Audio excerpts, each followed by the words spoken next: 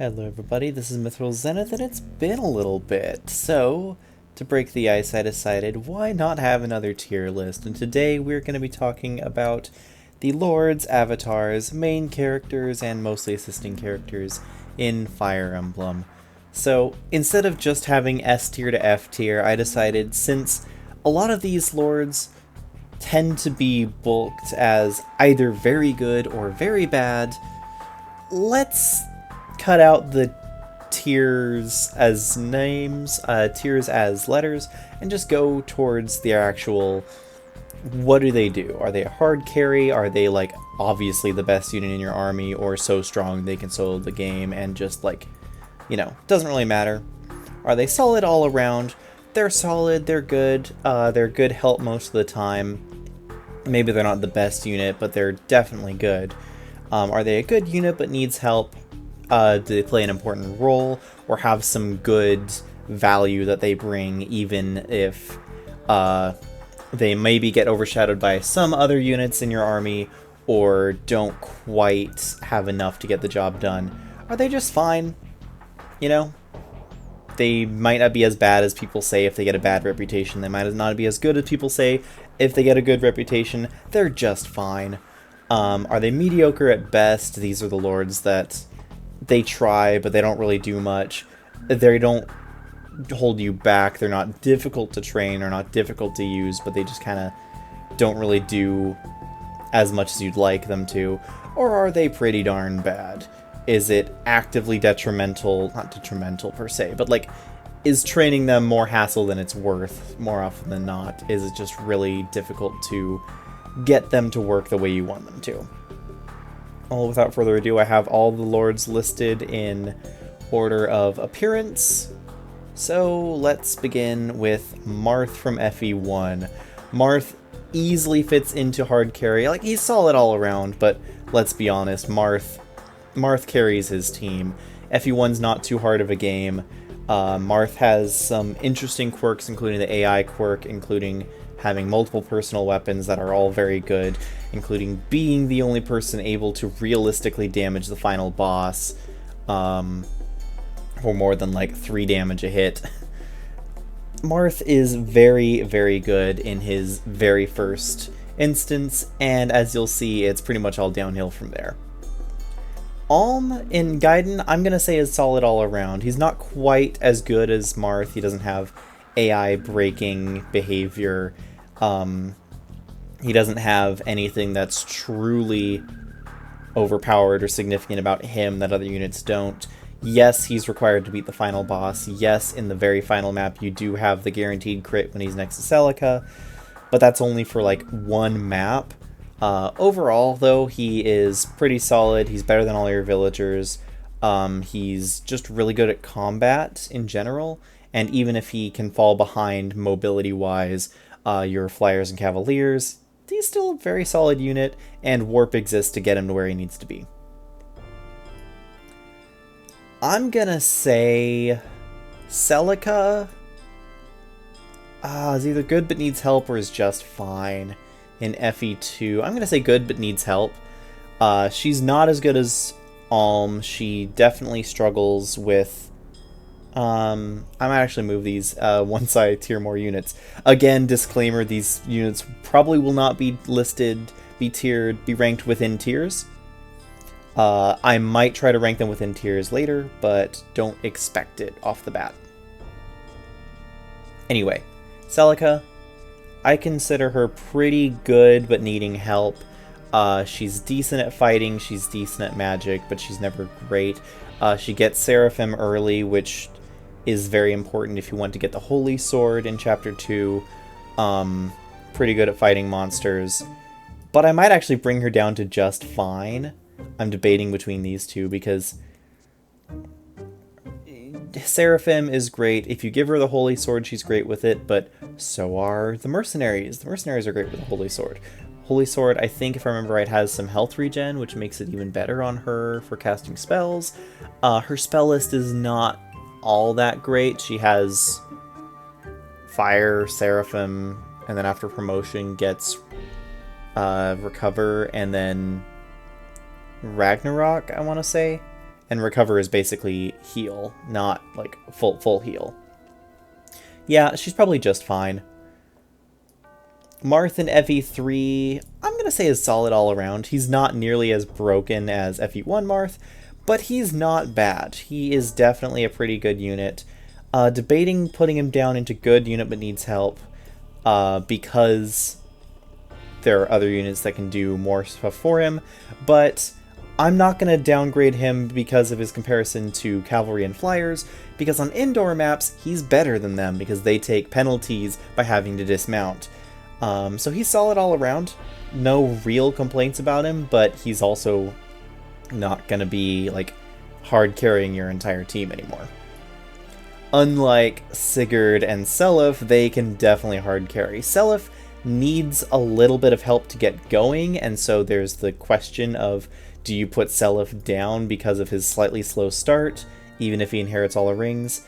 I don't. I think past me, having just played FE4 for the first time, might have, because I didn't power up Seliph. I didn't get him all the rings, and I didn't rush him to promotion, and so he kind of lagged behind for a bit. But then once he promotes, he powers up and he gets really strong. If you can get him promotion early, there's like nothing you have to worry about with him, though. Sigurd, meanwhile, he can die in the first generation if you're not careful. But overall, very good unit, very strong. Obviously both hard carries. Some of the strongest lords that have ever been in Fire Emblem, which is interesting considering the trend of modern lords. But we'll get to that. I'm going to say Leif is just fine. He's not great, but he's not as bad as his reputation is either. He performs pretty good support roles. Early game, light brand access makes him really consistent at dealing decent damage. It's not going to blow you away, but it's not bad by any means. He can level up pretty well. His promotion doesn't give him anything crazy. And then he doesn't have any sort of like really broken personal weapon. The sword that you get at the end for him to use isn't even technically personal. I think it's Fergus and Dermot can use it. The Bayo sword. No, that's the Bayo sword. They might be able to use his sword as well. The Bragi sword, the Bragi blade. Yeah. Bragi sword, its only purpose is defeating, now I'm spacing on names. The semi-final boss, the big armored guy, Raedric. Only real purpose is defeating Raedric and some other armor knights, I think. He's not a bad unit. He has a lot of benefit from Charm through the Kingmaker and his supports, and then having leadership stars, so he's a really good kind of banner for other units to boost their hit and crit and everything. And even if he's not fighting himself, he wants to kind of be close to the front lines.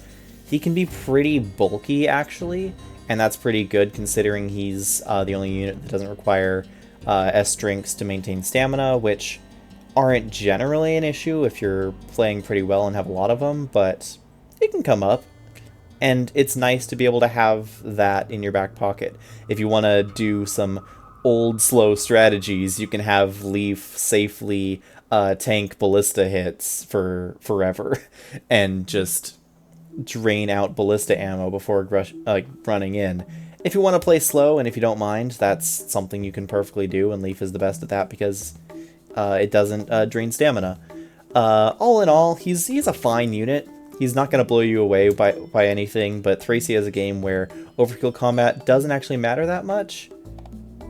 Oh, I'm going to try to do this. It's a game where the overkill combat doesn't really matter as much, and instead you want more supportive abilities, and he definitely provides some support. Roy's pretty darn bad. He's not unusable. He does provide some benefit. His supports, his rapier occasionally, and the stuff he does at endgame with the Binding Blade are very noteworthy. But I am gonna say he's pretty darn bad. He doesn't promote in a game where promotion... Like, he doesn't promote until, like, basically the end of the game. In a game where promotion bonuses are, like, 20 plus stats onto a unit. Like, some of the strongest promotion bonuses ever. He doesn't really provide too much benefit to your army. Like, swords aren't bad in Binding Blade, but after the first couple chapters, he's just going to get outscaled in terms of stats and become something you just need to carry to each throne. He's perfectly serviceable if you decide to train him, but I'm not going to sit here and pretend like everyone's training Roy. I'm also going to not sit here and pretend like no one's training Roy, because I think it's really easy to make the argument, for some of these lords especially, that, oh, he's always a drag because you're never going to train him, or, oh, they're always going to end up good because you're always going to train them. I think we need to take kind of a little bit of a middle ground here and say, okay, what happens if you train him? How hard is it to train him? What happens if you don't? How penalized do you feel for not in their relative game? And Roy, the fact that you don't really have to train him isn't necessarily points in his favor. Roy's pretty darn bad. Worse than Roy, though, Lyn, and I'm debating making people angry and calling Eliwood mediocre at best. Solely for the fact that when Eliwood promotes, he gets a horse, and that makes him... He gets a horse and he gets lance access, and that makes him somewhat usable, assuming you can get him there. Getting him there is the problem, though. He is very weak, even by FE7 standards, and that just really sucks for him. He struggles to deal meaningful damage to archers and bandits in his, like, opening few chapters. He needs to be fed kills constantly, he needs to be babied, especially on, like, Hector hard mode. If you're on Eliwood mode, then he's force deployed anyway, and he doesn't get his promotion until much later. If you're on Hector mode, he's the best candidate to use the Heaven Seal on, assuming you're actually using it and not just holding it for fun's rank. The one that you get in, forget what number it is, the chapter where you get Penton Louise, because he gets pretty good stat bonuses, a mount, javelin access, and then he can do quite a bit. He was the saving grace of my FE7 Lords Only run, and because of that, I'm tempted to put him into mediocre at best. Oh, that's Roy. I'm probably tempted to put him into mediocre at best, just because I think he gets decent. He doesn't get good. He becomes a Cavalier with higher stat caps on promotion. That's not good. But I can't say he's unusable. And by comparison with Lyn, Lyn has a better early game and a worse late game. Eliwood has a worse early game and a better late game. Because Lyn, especially if you use Lyn mode, but even if you don't, she generally has good enough speed that she's doubling most enemies and is evading most enemies that are easy for her to evade, though she risks death in that if she gets hit more than once, she's pretty much dead to anything, and that bulk does not generally improve as the game goes on. So she's constantly playing the game of, well, everything has 20 to 30% hit rates, which calculate out to like 10 to 15%. But if you do get hit, then you're kind of screwed. She doesn't get anything crazy. I don't think she gets extra crit bonus on promotion. She gets bows on promotion. She gets, +1 move. She gets cool animations. She doesn't get a great weapon for the final chapter. She does have the Manikati, which through early and mid game makes her really effective at taking down armor and cavalry. It's still double effective, but it's a 9 base might weapon, so that's quite good. It's hard to say, actually, whether they're mediocre at best or pretty darn bad. Because I think they probably... It's like, Lyn... Like I said, Lyn has a better early game. Eliwood has a better late game, assuming you can get Eliwood to promotion. if you're using one of them, you're probably using both of them to get like Geats and whatnot. I still kind of want to lean towards Eliwood's mediocre at best, but they're both pretty darn bad. Hector. One of these two. Is he solid all around, or is he good but needs help? That's the question. Because he comes in, he rocks great stats, incredible defense that only grows. He's liable to cap his defense pretty solidly, pretty easily before promotion.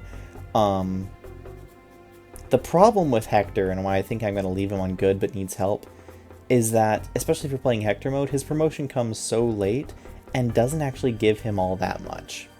He gets an extra point of move, and I think... Does he not even get an extra point of move? No, I think he's 5 move. Yeah, no, he still has 5 move. He just gets swords and increased stats and stat caps, which is not bad, but definitely is not what you want from a promotion you've waited this long to get. So I'm going to say he's good, but he does need help. He can't solo so much of the game, and he does fall off by the time before his late promotion kicks in, and by that point it's really too late to bring him up to speed unless you start, funneling kills into him, which does take effort. But before that, he's a very solid early to mid game, just wall of a unit with axes that are good. Yeah. Okay, Sacred Stones. Eirika's mediocre at best. She rarely gets good strength. Her speed and skill are only okay. She does get a mount and Sigurd after promotion. Chapter 16, I want to say. Sigurd is a very good legendary weapon. +5 strength, and I think it's like 18 or 20 base might, which gets tripled against monsters, so she has a purpose just to be another monster killer, which is, anyone who can use a legendary weapon, but Sigurd's a very solid one for that, because you get it for free, you don't have to train rank for it, so you basically don't have to train her at all, and then she's decent. Not going to be great, not going to be the best unit, doesn't get a crit bonus, just becomes basically, I call it like a sword master on a horse without the crit bonus. She's not good, but she's mediocre at best. Ephraim, on the other hand, debating to putting into solid all around. Might be the top of good but needs help. I think I'm going to put him into solid all around because even, he starts to slow down right around the time that he gets his promotion. Very good stats, very good growths, a good weapon type in lances. Leif is an insanely good weapon. Sigmund, again, insanely great legendary lance. Again, +5 might with 18 or 20 base attack, tripled against monsters. Maybe it's just double against legendary, I forget. Either way, fantastic all around. His only downside is that he does suffer from lower movement than your paladins, and kind of gets overshadowed in terms of them. Not a bad unit by any means, though, and definitely one of the reasons why I always pick Ephraim out is just to use him over Eirika. Path of Radiance Ike, I'm gonna say is just fine. This is gonna anger people on both sides of the aisle, because I think he constantly gets over and underrated by people all the time, because he's not difficult to train pretty much at all. He's not great before promotion. He's kind of a little bit of a wet noodle. He is reliant on his growths to kick in. That said, after promotion, he gets pretty good bonuses, especially in defense. Pretty reasonable bulk. He's not too hard to train if you decide to funnel that towards him. He doesn't get 1-2 range until he gets Ragnell. People are going to throw that book at him. He doesn't have cavalry movement in Kanto in a game where that's present. People are going to throw that at him. And those are fair. Those are fair assessments. It is definitely something that he is lacking that other units are not. That said, I think people overblow the importance and efficacy of 1-2 range in Path of Radiance because enemy bulk is so high that you're rarely actually killing a lot of enemies with like a hand axe or a javelin, even forged. Like if you forge it, you might be able to, but you still kind of run those lines. What people are used to is not like strong hand axes or javelins. People are used to forged hand axes and javelins on units that they've dumped bonus experience into. That's what people are comparing him to. And you know what? On one hand, that's fair. On the other hand, compare it to him where if you give him the bonus experience instead, I wouldn't necessarily recommend that, but you have to consider this is a resource that could be given to him or to someone else. And so it's not 1-2 range that's the big deal. It's dumping all your bonus experience into a unit with 1-2 range and whatnot. That is the bigger deal. At the end of the day, Ike doesn't get that, but Ike doesn't take a lot of work to become a reasonable fighter who can tank frontline pretty easily. He's just fine. By the metrics we've given, he's just fine. He's not mediocre at best. He's not necessarily good. He's just fine. Ether's probably one of the best occult scroll skills outside of like...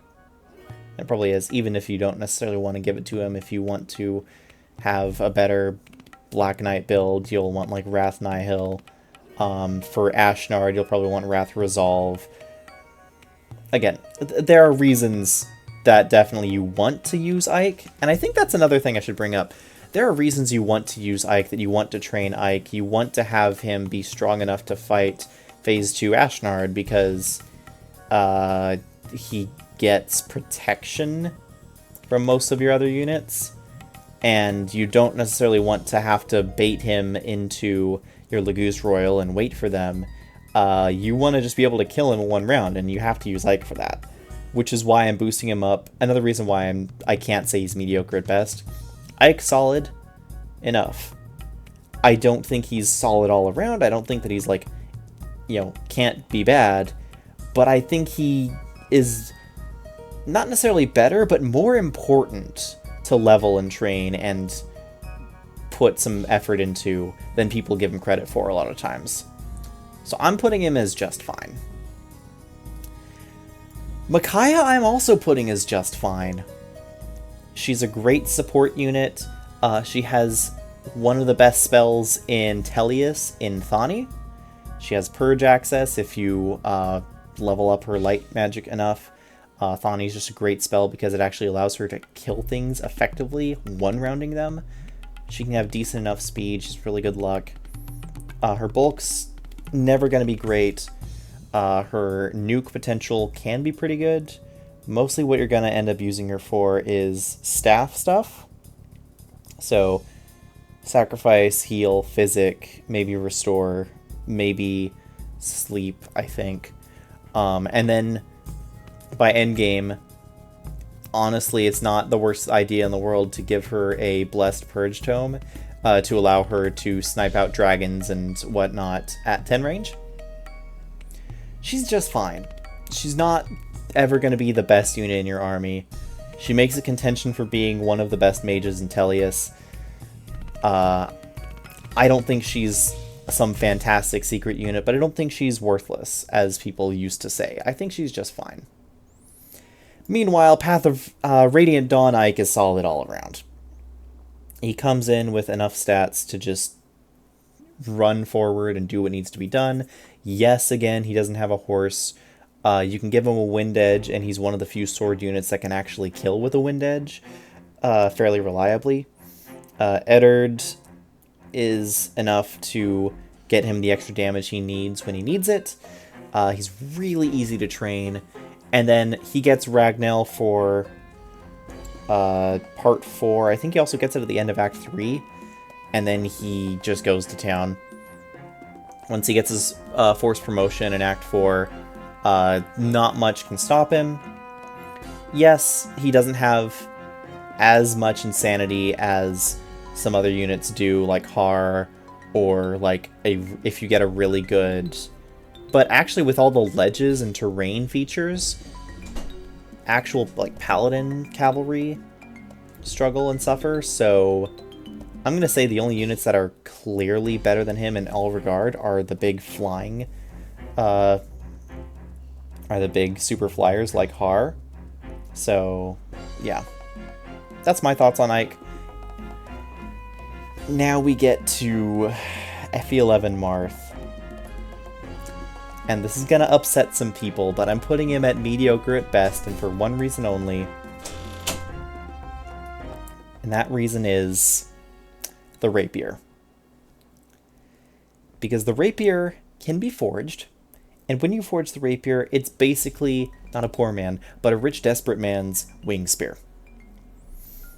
Dual effectiveness is great. Effective damage in FE11 is fantastic. The rapier suffers, 1, because it has lower base might, and 2, because you're at weapon triangle disadvantage, meaning you lose a couple points of might depending on your weapon rank when fighting any lance wielding unit, which is most units that it's effective against. And if you're not playing on hard 5, he's still decent all around.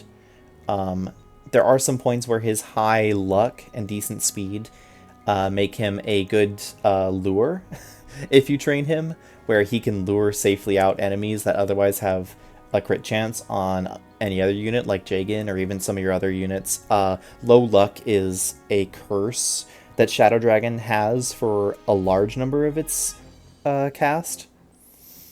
So I would say he's mediocre at best. He does have some uses that are unique to him or are notable for him over other units, though I do say he's pretty mediocre. FE12 Marth is a little bit better. He's just fine. I'm not going to call him a great unit. I think he does get overrated slightly. But on harder difficulties, he's one of the few reliable units in the early game you have with speed and luck. Again, speed is important to not get doubled because the speed caps are insane, and luck is important to not get crit because enemies have really high skill and often crit a lot, and it's painful. And so again, he's one of the best lures, so he kind of, in a weird roundabout way, gets back one of the best things about him in FE1, in FE12 and FE11 even, by being a better lure, not by having AI breaking ability, but just by having good luck and good speed. His stats are much better, and he is required to, not to beat the final boss, but to make the final boss significantly easier, and he gets a +2 to all stats bonus for the true final boss, which does mean that he's not just getting outright doubled like he does in FE11 Hard 5. Much better, still just fine. Meanwhile, Chris, and I'm debating whether to put all forms of the avatar up here. I'm just going to put one, unless there's like a significant difference. I'm just going to pick and choose here. There we are. Chris is definitely the hard carry of FE12. It's Chris and Pala, and then maybe like second or third string, someone like Lind or Wendell or something. But Chris, usually male Chris, usually because he has access to Fighter and Knight for starts, which are two of the best starts you can put him in. It's Fighter, Armor Knight, Cavalier, and arguably Pegasus, I think, are the best starts for him. Maybe Mage even, I don't know. Chris is hard carry tier. He is one of the best units ever stat-wise, and he has perfect availability. That's basically all you need. Chrom, I'm going to say Chrom is good but needs help. He does have a niche in terms of being a falchion user, especially, which is notable for the final boss once you get the better falchion. He's not bad by any means, stat-wise. He's pretty bulky, pretty decent. He just kind of doesn't have any broken builds he can slot into, which maybe just makes him just fine.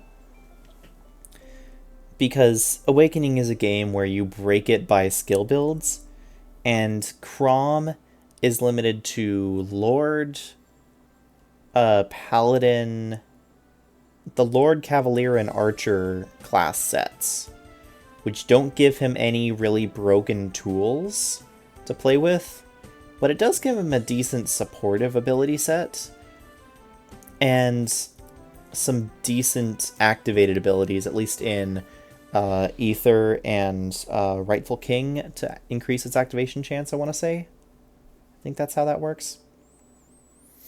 He's not a bad unit. He has good supports with a lot of units which grow pretty fast.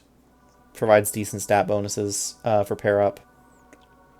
He's not incredible, he's not game breaking, but he's not a bad unit. Yeah, I'll put him in just fine. Robin, meanwhile, is the hard carry. Has perfect class access, perfect availability, unique class access. Has access to pretty much any build in the game if you want him to. Only slightly gender locked if you decide to. Is Darkflyer even gender locked? I forget. It might be. So you might have to be female Robin to get Gale Force builds going, but if you have male Robin, then you can have a female Morgan with Gale Force builds if you want. All around, Robin's a hard carry. He's great. He's solid. The whole point of the early game is just to build him up and survive. So that way through the mid game, he can carry you. And in the late game, he still does his job just fine. Corrin. I'm going to say Corrin is good, but needs help. Debating whether to put her into solid all around. She plays very important roles in the army, especially with the Dragonstone being very tanky, being pretty fast and strong with the Yato bonuses, really good class availability that you can customize into a decent number of roles, be that Wyvern, be that Hero or Great Knight. I forget exactly what the optimal builds are for Corrin. I don't play Fates a whole ton. I'm not going to say that Corrin breaks the game, because Corrin doesn't. Corrin is not nearly as good as Robin or Chris in that respect. But Corrin is still definitely a very solid unit, a very solid avatar. Just needs some support from the army, because Fates are not games that you can easily solo, except for Birthright, but even then, Corrin gets outshone by Ryoma. Yeah, good, but needs help. And I'm debating whether to put Alm into solid all around or good but needs help. Shadows of Valentia Alm, because he is in some ways better and in some ways worse than FE2 Alm by comparison, because he has access to more broken abilities. The Royal Sword gets double Lion. The Killer Bow has Hunter's Volley. He is a very good unit, very solid all around. But a lot of the units around him are better as well, and the nerfs to certain pieces of equipment do make him worse by comparison, and the stronger enemies definitely bite into his ability to kind of one-man army the show that he had in Gaiden. And so because of that, if we're assuming hard mode instead of normal at least, I'm going to say he's good but needs help, because combat arts are great, but you can only use them on player phase. They eat up hit points, and you can't take 0. And he's probably not going to have the defense to take 0 anyway. He has really good stats and really good promoted bases, but he doesn't promote until like the end of Act 4? The end of Celica's route, Act 4. Which can become problematic as your other units start to hit tier 3 and he's starting to slow his roll. You can set it up so that way he doesn't have to suffer, and that you just do Celica's route first and then you're good to go, and he's pretty much golden for Act 4. He's not the best user of some of the tools you have, like the Hexlock Shield. He doesn't have any really good like class abilities like Dread Fighters do now, or like, I mean, they nerfed Falcon Knights quite hard between Gaiden and Echoes. Yeah, I'm gonna say he's good, but needs help, because he feels closer to... Shadows of Valentia Alm, in my opinion, feels closer to Hector or, like, Conquest Corrin than he does, like, Gaiden Alm or Radiant Dawn Ike. That's my just kind of subjective feeling it out. Feel free to disagree with me in the comments. Meanwhile, Celica, do I drop her down as well to mediocre at best? Oof, that is the question. Do I feel like she's as bad at the same rate of painful or bad as FE11 Marth or Eirika? I don't know. FE11 Marth does go down to pretty darn bad, even with the rapier. No. Yeah, I'm going to put her there. She's just fine. She's lower than FE2 Celica. Blessed Zofia is not a fantastic personal weapon for her. It's fine, but it's expensive. It gives you Subdue, Swap, and Ragnarok Omega, which is just an expensive nuke that doesn't even really kill all that well. She has access to other swords, and her magic spell list is not great, but it's not the worst. She has some healing, and she has some decent damage when other units can suffer a little bit in damage, but then she kind of starts falling off and doesn't really get that much better. Yeah, she's just fine. No, she is mediocre at best, because the other units on her team especially got a lot more going for them, and even though the Pegasus Knights got nerfed hard, they're still very solid, and I think that she just kind of gets outshone by the stronger Dread Fighters and better mages overall. Yeah, mediocre at best feels the right place to put her, though maybe that does mean I need to put FE11 Marth down to pretty darn bad. I think I'll probably... Yeah, that feels better. Like, he's not the worst. He's not unusably bad, but he's pretty darn bad. Byleth... I don't actually know.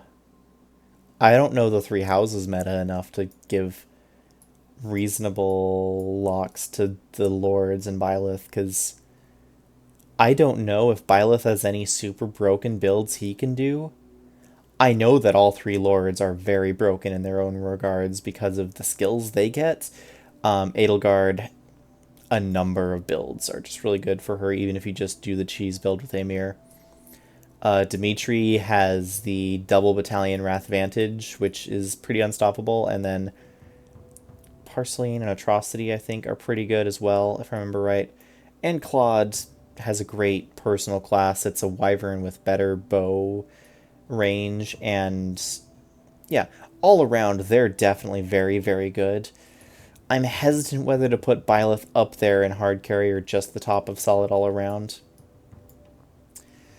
I'm very hesitant to do that because it's kind of hard for me to say whether he measures up quite as much. Like I said, I don't know Three Houses, though. So let me know in the comments down below what the Three Houses meta is, and if you agree with the Lords being hard carries and Byleth just being solid all around. Meanwhile, I'm going to say Alear is good but needs help. Alear is in a game where you have an abundance of investment tools, an abundance of player phase tools. You have so much that you can do. However, Alear can't do it by themselves. Alear has free class access, but everyone has effectively free class access. There's some limitations based on if you have DLC and what chapter you're in. Alear has Marth at the start of the game. Most units have Marth for most of the start of the game. Most units that are early on, so I don't consider Marth to be like Alear's personal, outside of the 2 chapters where Marth is locked to Alear. There are people who say that Alear is like the best because you give them all the combat experience from the early game, and I think, well, that's an option, but that's not mandatory, and I'm not going to consider Alear having all the combat experience from the early game all the time, because I didn't give that to any of these other units. Why would I give it to Alear? Yes, there are things you can do. You can easily get Alear leveled up with Micaiah or Byleth or anything like that. That's fine. But like you can do that with any unit in that game, so that doesn't give Alear bonus points either. We're not comparing Alear to these other lords in terms of what they can, in terms of like Alear has these advantages from engage that other lords don't have. We're comparing Alear to other lords by Alear has these advantages, but other units have those advantages, so how special is Alear within their own game? Why am I making this a point just talking about Alear? Because so many people, because Engage is so fresh and so many people have hyped up Alear so much to me, it just doesn't fit the bill.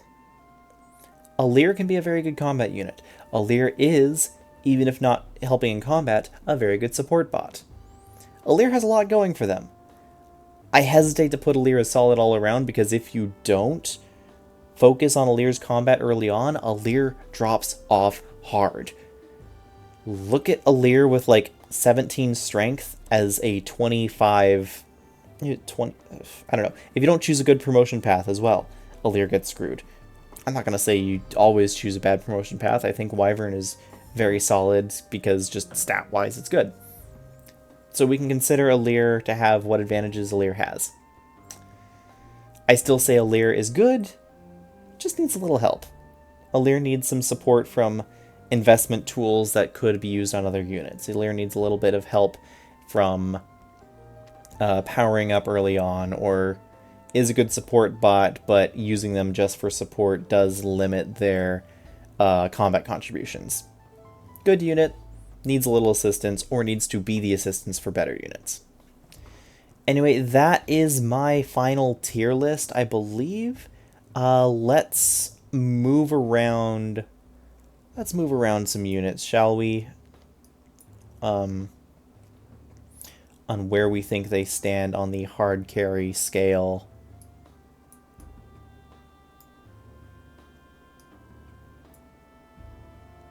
Yeah, sure. Solid all around. This looks fine. Good, but needs help. Can probably do that just fine. I'll move Leif up. I'll move Micaiah up. Move FE12 Marth up. So move Ike down. Seems about right. Mediocre at best. Yeah, and pretty darn bad. That seems right. Again, none of these bad units are unusable. You can certainly use them. They can certainly turn out pretty strong, and they can certainly do things in their games. None of these hard carry units are impossible to make bad. I've certainly seen some really bad. Like I said, I had bad experience with Seliph. I've seen some pretty mediocre Chris's and Three Houses Lords. This is just kind of how they tend to end up, though. But if you like this, if you hate it, if you have any thoughts, let me know in the comments down below. Till then, this is Mythril Zenith signing out.